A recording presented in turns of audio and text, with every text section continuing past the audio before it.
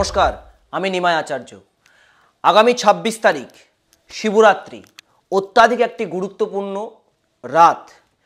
যে কোনো মহিলারা সবাই কিন্তু উপোস থাকেন এই রাতে নিজের স্বামীকে সঠিকভাবে পাওয়ার জন্য, বা পছন্দের মানুষকে বিয়ে করার জন্য, বা প্রেমিক প্রেমিকা যারা থাকেন তারা সম্পর্কের মধ্যে ভালোবাসা যাতে আরও গভীরতা থাকে, তাকে যেন সারা জীবন নিজের পতি হিসেবে পেতে পারে, তার জন্য কিন্তু অনেকেই মানসিক বা উপোস করে।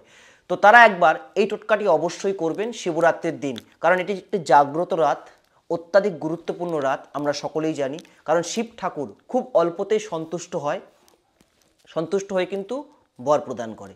তো আমি যেভাবে বলবো সেভাবে যদি করতে পারেন, যারা পছন্দের মতো স্বামীকে পেতে চাইছেন, বা স্বামী স্ত্রীর মধ্যে হয়তো অনেক সময় ঝগড়া অশান্তি লেগে থাকে, সেই ঝামেলা থেকে মুক্তি পেতে চান, যারা প্রেমিক প্রেমিকা পছন্দের মতো প্রেম ভালোবাসাকে নিজের করে পেতে চান, বাড়ি থেকে হয়তো অনেকের মানে না, অনেকের মেনে নেয়, মেনে নিলেও পরবর্তীকালে কিন্তু অশান্তি, ডিভোর্স, ছাড়াছাড়ি এগুলো হয়ে থাকে, তাহারাও কিন্তু এই উপায়টি অবশ্যই করবেন।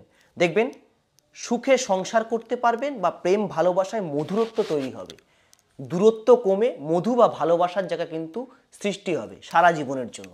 কি করতে হবে আপনাকে, আমি উপায়টি বলছি, মনোযোগ সহকারে শুনবেন, তারপর ভিডিওটি প্রয়োগ করবেন।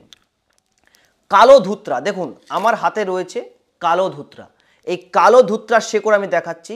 এই কালো ধুত্রা গাছের শেকড় যখন শিবরাত্রি লাগবে, তার আগে আপনাকে এই এতটুকু মাপ করে একটা শেকড় তুলতে হবে। এটা সম্ভবত 2 আঙুল মতো হবে আমার হাতে, আপনাদের হাতে 2 আঙুল তুলবেন। আর নেবেন এই শ্বেত আকন্দ গাছেরও কিন্তু 2 আঙুল শেকড় তুলবেন। যখন শিবরাত্রি যোগ লাগবে তখন তুলবেন। তোলার পরে একটি ধুত্রা ফুল নেবেন কালো রঙের, এবং এই দুটো শেকড়কে তুলে যখন তুলবেন, আমি যে মন্ত্রটি বলছি গাছ থেকে শেকড় বা ফুল তোলার সময়, এই মন্ত্রটি 21 বার জপ করবেন। মন্ত্র ওম নমো আদি পুরুষায় অমুক আকর্ষণং কুরু কুরু সহা। মন্ত্রটি বলে অমুক স্থলে আপনি যাকে বশীকরণ করতে চাইছেন, যাকে পার্টনার হিসেবে পেতে চাইছেন, যার সঙ্গে সারা জীবন সংসার করতে চাইছেন, তার নামটা বলুন, বা যাকেই বশীকরণ করতে চান তার নামটা বলুন। তারপর এই শেকড় দুটোকে আপনি আর এই ফুলটিকে শিব ঠাকুরের পুজো যখন আপনি করতে যাবেন, সারাদিন উপোস করার পর যখন শিবের মাথায়, বাবার মাথায় জল ঢালতে যাবেন, তখন গিয়ে আপনি ব্রাহ্মণের হাতে দিয়ে আপনার নাম গোত্রটা দিন, এবং যার উদ্দেশ্যে করছেন তার নামটা ব্রাহ্মণকে বলুন যে এটিকে ঠাকুরকে অর্পণ করার জন্য। এবং সেই ব্রাহ্মণকে আপনি 1 টাকা বা 11 টাকা বা 21 টাকা দক্ষিণা দেবেন। দক্ষিণা দিয়ে আবার এটিকে তার কাছ থেকে চেয়ে নেবেন।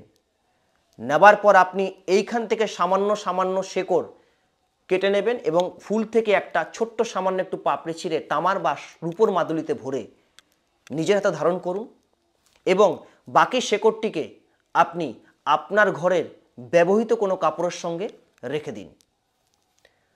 চমৎকারী টোটকা বললাম দর্শক বন্ধু, একবার যদি করতে পারেন চিরজীবন আপনার হয়ে থাকবে।